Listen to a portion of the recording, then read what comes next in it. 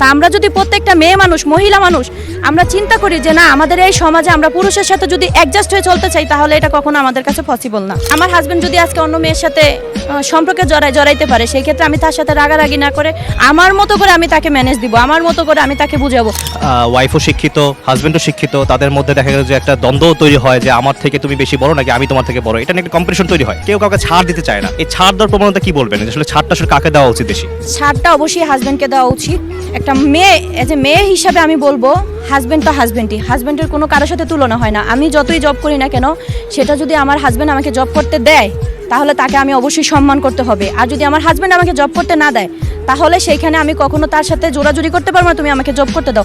আমার হাজবেন্ড যদি মাসে 10,000 টাকা ইনকাম করে আমাকে চালাতে পারে আলহামদুলিল্লাহ, সেখানে আমি তো তার সাথে পাল্লা, একটা পুরুষের সাথে নারী পাল্লা দিলে কখনো পারবে না, কারণ পুরুষ পুরুষই আর নারী নারী।